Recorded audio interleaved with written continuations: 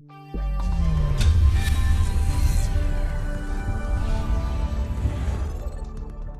let's speak about NAT types. So in general, we're not going to speak now about configuration options, just what are the NAT types, the NAT options, which kind of NATs we can perform on any NAT devices, of course, assuming they support all of the NAT types, which of course most of them support all of the NAT types nowadays. So we have static NAT, which means you're going to configure a manual or static binding of one IP or one subnet into another IP or into another subnet. And because it's a static NAT, translation is always active, it never expires. And because it's always active, it means traffic can be initiated both ways. Of course, assuming you don't have other restriction like access list or whatever else which restricts traffic from flowing both ways. And is useful for providing connectivity between overlapping networks nowadays, static NAT. Now, static path, it's a variation of static NAT, which means you're going to do a manual static binding of one socket. So static path stands for static port address translation. So it's a variation of static NAT because you're going to translate statically or manually one socket, which means one IP and also the TCP or UDP port number, to another socket, which means to another IP and to another TCP or UDP port number. And this is useful for providing connectivity with publicly available services from the internet. Like for example, looking at our diagram in here, if this host on the inside has a private address, let's say 10.10.10.10,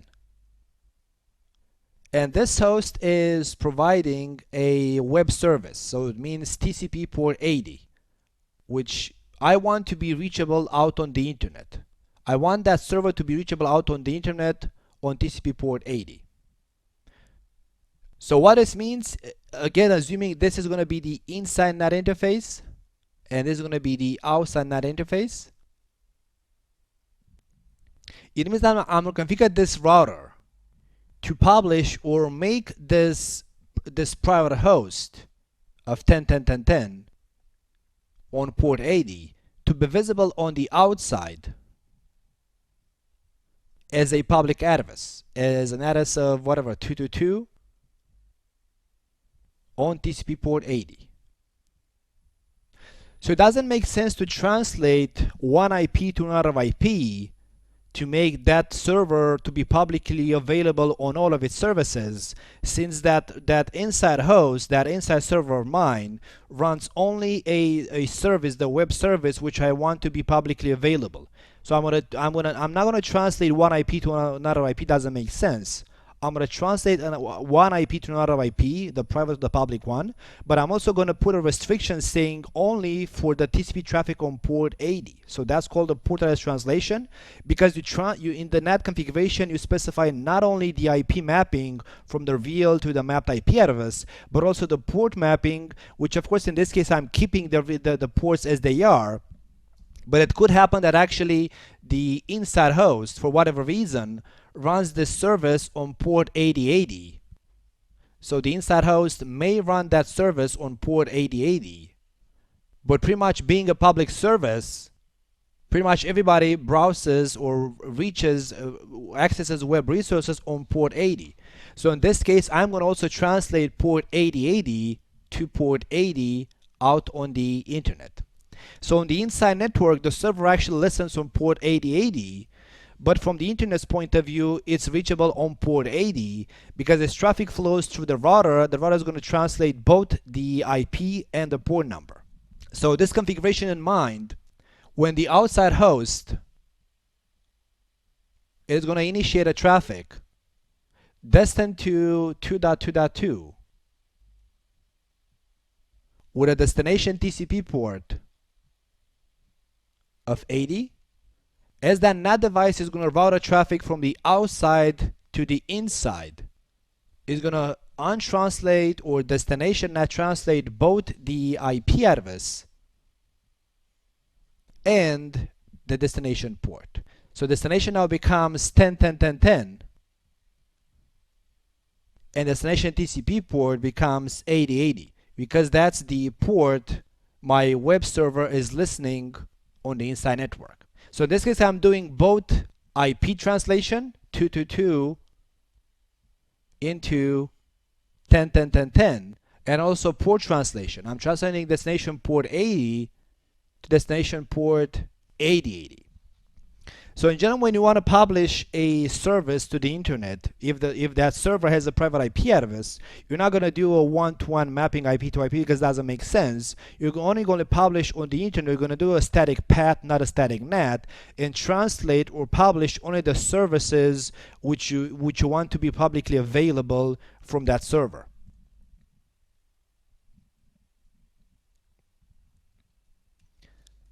Now I also have dynamic NAT, which means dynamic NAT is still a one-to-one binding, one IP to another IP, or also you can do one subnet to another subnet, but a translation is being done on demand. That's why it's called dynamic.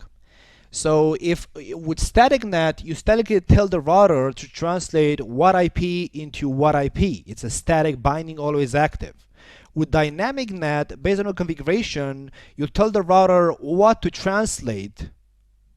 So what is the source, what is the addresses you want to translate, into what pool or range of addresses you want to translate, and the router picks up an available address dynamically from the pool to choose the translated address.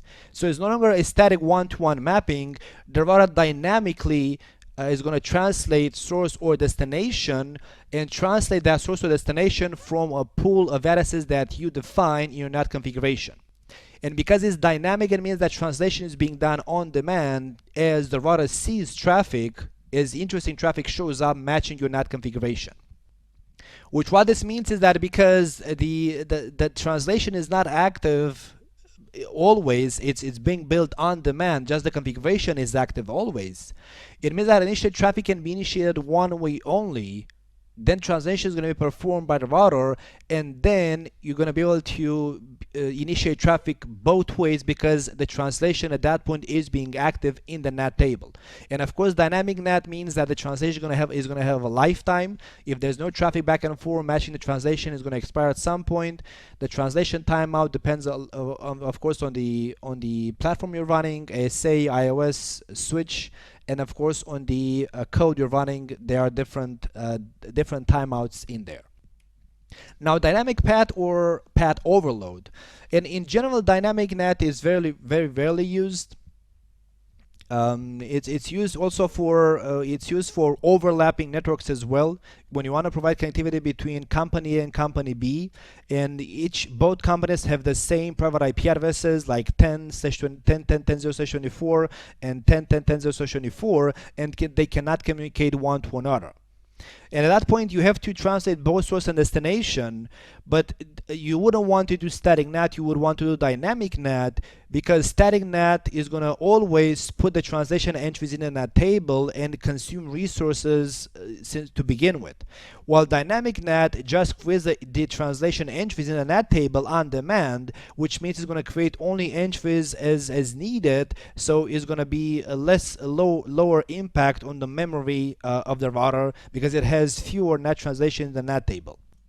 Now, dynamic path overload, which is a variation of dynamic NAT, it means that at this point, because you're doing dynamic port address translation, you're going to choose to dynamically bind or dynamically NAT multiple IP addresses into a single IP address or fewer addresses, which means because it's a path type of NAT, you're also going to do TCP and UDP port translation. And traffic can be initiated likewise one way, but this time for real one way only, because with path you don't do a one-to-one mapping at the IP level. You map multiple IPs into the same IP, and you also translate the port numbers to make the translations unique in the NAT table.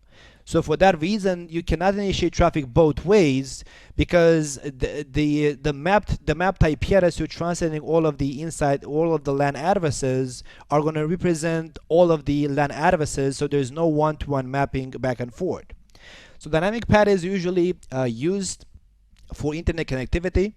So like for example, assuming that, again looking at the diagram in here, assuming those are your inside and outside networks. And let's say on the inside network, This is your inside NAT interface, and this is your outside NAT interface, inside, and this is your outside. And let's say you want to provide internet connectivity with the inside from the inside network. And let's say on the inside we have a subnet of 10, 10, 10, 0/24. So you have two options to provide internet connectivity from that private IP address space.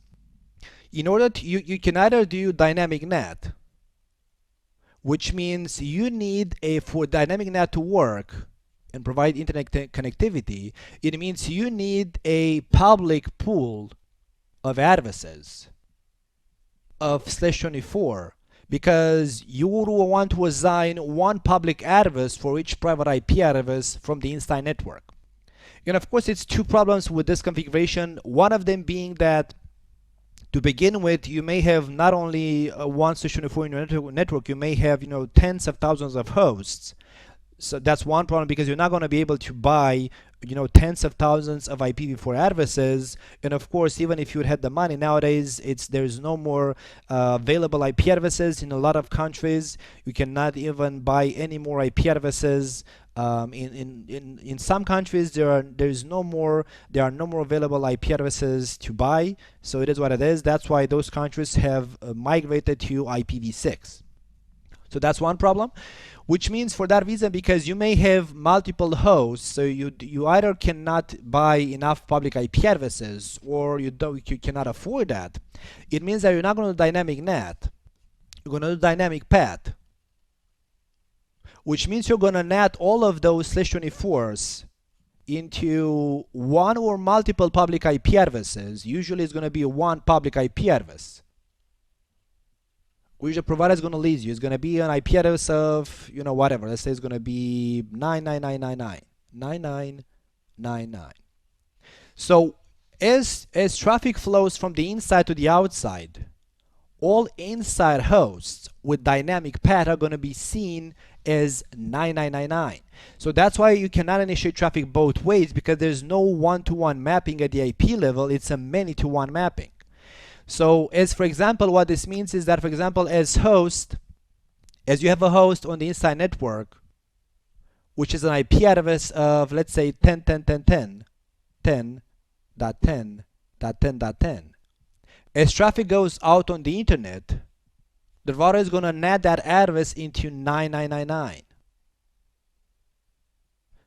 So 10.10.10 becomes 9999 as the router routes traffic out on the internet.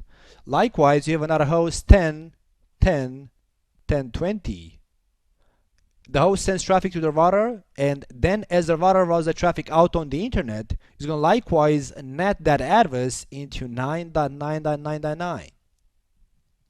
In order to make the entries in the translation table unique, because the router has to have unique entries in the NAT table, that's why it's also going to NAT the layer 4 information to be able to differentiate between those two NAT entries.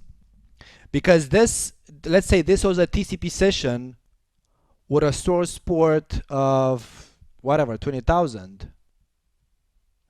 And this one in here was likewise a TCP session with a source port of 30,000, for example. So those two entries in the NAT table are unique. So this entry in the NAT table, that's one entry. It's unique, it's not identical with this entry from the NAT table. Just because the router also keeps track of the layer 4 information, and because the layer 4 the port numbers are different, it means that the entries are unique in the NAT table.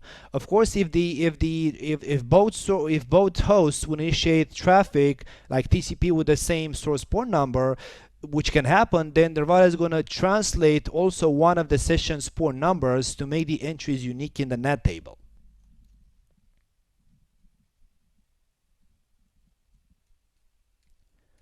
You also have policy NAT, which is a variation of either static or dynamic NAT. So you can have static policy NAT or dynamic policy NAT. You can have static policy path or dynamic policy path. It depends on what you want to achieve. But policy NAT is the same. Doesn't matter how you do a static or dynamic. Policy NAT means that translation is being done only if specific conditions are being met. So policy NAT allows one socket IP and TCP UDP port to be translated into another socket based on source destination of the IP traffic. As the name implies, because it's called policy, it means that this type of NAT is useful when you want one IP or one subnet to be translated differently based on the resource being accessed. For example, let's take this use case and let's assume that this is my router performing NAT, router 3. And let's assume that this is on the, let's say, on the right side. This is my LAN, which is going to be the inside NAT interface. And on the left side, so this is the LAN. And on the left side, this is going to be the internet. So internet, which means this is going to be my outside NAT interface. So let's assume that what I want is, I want traffic from this subnet. So as traffic goes inside, outside, and let's say it goes to router 4's address in VLAN 47. So I want to tell the router that if source is 172.16.10.0/24 and destination is VLAN 47 136.1.47.0/24. As traffic flows through my router which performs NAT, I want the router to keep destination as it is, 136.1.47.0/24, whatever that was, an IP from that subnet. But I want to NAT this source to whatever I want, the public address. Let's say 9, so into the pool of 99.0/24. So that's what I want the router. If destination is VLAN 47, I want to NAT the source into a pool of 999.0/24. Static or dynamic, it doesn't matter. A one-to-one mapping based on that traffic flow. However, if traffic from the same source of VLAN 47 likewise goes inside outside, but is destined, let's say, for the loopback of router 4, or let's say it's destined to, let's say router 4 has not a subnet in here, let's say it has another subnet of 136.1.20.0/24. So if destination is that, so if I have traffic from the same source of 172.16, let me use orange for this, that's the second flow. So if traffic is from the same source of 172.16.0/24, and destination is going to be now different, destination is going to be 136.1.20.0/24. As traffic flows through my router which performs NAT, I want to keep the destination as it is, clearly. I'm doing only source NAT, I'm NATing the private IP addressing space. But I want to NAT the source now into another pool. Source is going to be, let's say, 8, so into another public IP address space, 24. So in both flows, the source is the same. Is the same VLAN 24, VLAN 94. But based on destination being accessed, I choose to translate the source differently. So this is called policy NAT. Because like regular NAT doesn't care about, conditional, like is the source and destination this or that, or it doesn't matter. Regular NAT, static or dynamic NAT, if you match the NAT configuration, they're going to do source NAT or destination NAT, and is what it is. But policy NAT gives you more flexibility because in some designs this is what you would want to do. You would want to NAT the source or destination differently based on a condition of what is the source address and what is the destination address of the IP traffic flow, based on any of those two conditions, either based on the source or based on the destination or based on both of them. You may want to do NAT differently into different IPs. That's why they call it policy NAT.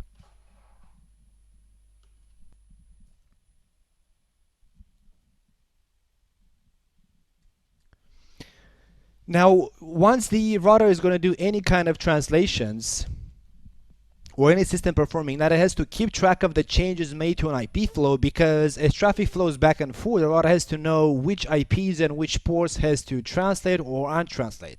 All of those entries are being kept in the NAT or in the translation table.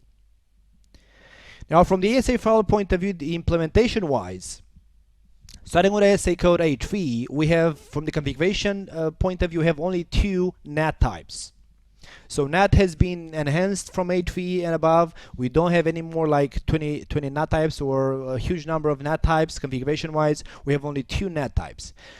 We have object NAT, which is known as automatic NAT due to the automatic order of NAT rules by the ASA. That's a more advanced topic, how the ASA actually orders the rules, but it's called automatic NAT because object NAT statements are automatically ordered by the ASA. Twice NAT is also known as manual NAT because when you have multiple twice NAT configurations, you have to manually order the NAT rules, so the ASA, the firewall doesn't do that. Of course, the firewall has some default behavior of ordering the NAT rules, but you can change that order. While with object NAT, you cannot change the order. It's fixed and it's let's say automatically chosen by the ASA device. So when you have multiple object NAT statements, let's say that the NAT statements are automatically ordered by the ASA. When you have multiple twice NAT statements, they are also by default automatically ordered, but you can change that order back and forth to influence how a packet is going to be NATed back and forth. But you cannot change the order of the NAT statements with object NAT. That's why it's called manual NAT, twice NAT, or automatic NAT, or auto NAT, the object NAT. Now both options support all NAT types, so it doesn't matter if you do object NAT or twice NAT. With both of them you can do a static NAT, static path, dynamic NAT, dynamic path. The only type of NAT which is supported only by twice NAT is going to be policy NAT. And just to give you let's say a hint in there, because it's another more of an advanced topic, twice NAT was designed to be able to perform in one NAT statement source NAT or destination NAT or both of them. That's why it's called twice NAT, because you have the option to do double NAT, both source and destination, using a single NAT statement. So it makes sense that policy NAT is supported only by twice NAT, because only in twice NAT you can configure both the source and destination. And based on the source destination traffic pair, you can choose if you want to NAT the source, the destination, or both of them. So because in the twice NAT configuration you're going to put in there both source and destination, it means you have a policy to match on. You're going to say if traffic flows from A to B, then NAT A or NAT B or NAT both of them. If traffic goes from A to C, then NAT A or NAT C or NAT both of them. So it makes sense. Now, order of processing. So given that you have multiple NAT statements configured on the ASA firewall, like both object NATs and twice NATs, what is the order of preference that the ASA is going to prefer? So it's going to look first where to see how to NAT a packet back and forth. The ASA automatically groups NAT statements into three sections. First, manual NAT. So if you have if a session going to the firewall could possibly match both a twice NAT rule and an object NAT rule, by default is gonna match on the twice NAT rule or on the manual NAT rule, because that's how the ASA that's how the ASA orders the NAT rules. So that's how the ASA orders and processes any traffic against the NAT rule statements. It's going to first look, does my traffic, which I'm trying to forward back and forth to the ASA, match any manual NAT statements? If yes, I'm going to NAT the traffic as the manual NAT or twice NAT rules are telling me to NAT. If I don't match any twice NAT rules, I'm going to go to the second section, which means to the auto NAT or to the object NAT. And if traffic doesn't match, if the traffic from to the ASA doesn't match any object NAT statements, it's going to look in what is called the after auto manual NAT, which is nothing else but still twice NAT, but configuration wise you tell the ASA that those NAT rules should be inspected after auto NAT, which means after object NAT. So configuration wise, manual NAT and after auto manual NAT is the same thing as still twice NAT. It's just a matter of when you configure the twice NAT statement, you're going to tell the ASA where to position that NAT in the ASA configuration. When do you want the ASA to inspect that twice NAT rule statement? Before object NAT, which is by default, or after auto or after object NAT, which you would have to configure the ASA to do that. Now, when they added object NAT, Cisco also added another let's say container in the ASA firewall. It is called which is required for object NAT. This is called the objects. So ASA firewall objects were added alongside with the NAT changes in A3, and it is required for object NAT. It can also be used for ACL optimization, so you can use the object in the ACLs instead of putting a host mapping or an IP address in there.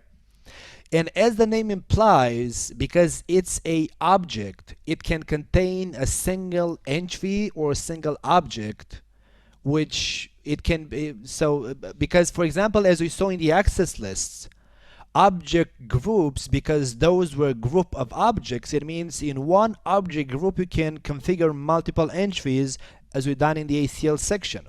We've configured in there like an object group of type network, and we added 2 networks in there, and an object group of type service TCP, and we added multiple services in there. So because that was called an object group, it means in one container, in one object group, you can have multiple entries. But because this is called a object, it means in the container which is called object, you can have only a single entry, not more than one.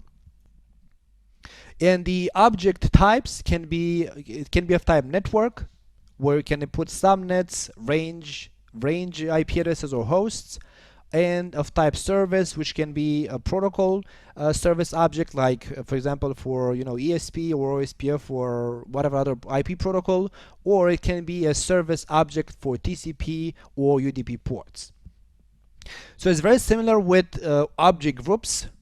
We have network types and service types, but then the difference is that as opposed to object groups, you can only put one entry in any object in there, as the name implies. Now configuration wise, you still have first to identify which NAT type do you need. Do you want to do static NAT, dynamic NAT, or policy NAT?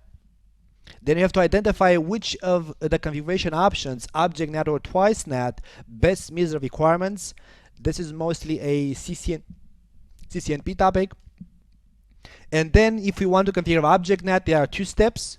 You first define the object. So because it's called object NAT, it means that the NAT statement is configured within the object. So you first define the object, and then you configure the NAT statement within the object. And as you're going to see in the object, you define the real IP address that you want to NAT, and then in the NAT statement you configure how do you want to NAT that object, statically or dynamically, and into what do you want to NAT it. While twice NAT, because you can configure in the same line both source and destination NAT at the same time. In twice NAT, you first define the objects or object groups to be used in the NAT statements, depending on if you want to do source NAT, destination NAT, or both of them. You may have to define multiple objects or object groups. And then you configure the NAT statement globally, not under the object or under the object group. And again, it makes sense because in twice NAT you can NAT not only the source, not only the destination, but both of them. So it doesn't make sense to put the NAT statement of type twice NAT under the object, because the object is going to contain a single entry, which is one object, which means you want to NAT something into something else. But with twice NAT, you may want to NAT both source and destination, not only source or only destination. So it makes sense that in twice NAT configuration is being done globally, but then you make use of objects or object groups for your NAT, for your twice NAT statement. Then verification wise, you verify your NAT configuration. Show NAT or show NAT details is going to show you how you configure NAT. You're going to see, of course, also those 3 sections in there. You can also verify the translation table, but of course for dynamic NAT translation, traffic still has to be initiated first to begin to see something in the translation table. Show xlate is going to show the translation table. So what traffic is being NATed into, what IPs are NATing into what out of IPs.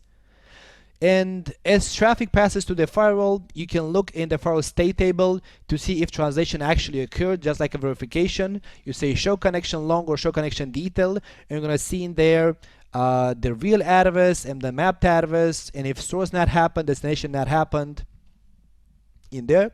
And as a verification, once you've configured NAT, you also can use packet tracer to verify if the ASA would NAT the traffic as you would expect. So packet tracer is a very useful tool. Like for example, somebody asks you to, make some changes on the ASA firewall to change some NAT configuration, to change some ACL configuration, to change some IPsec configuration, whatever.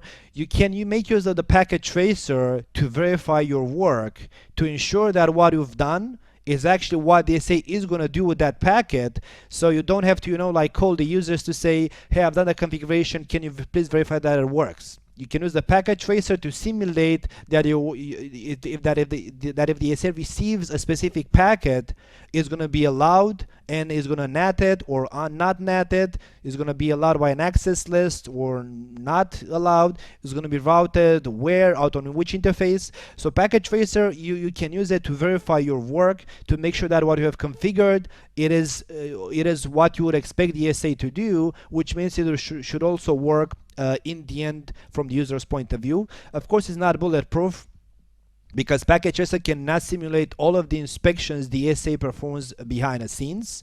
But in most cases, if packet tracer says that traffic is going to be allowed to the ASA, it means that also the user's traffic should work in most cases.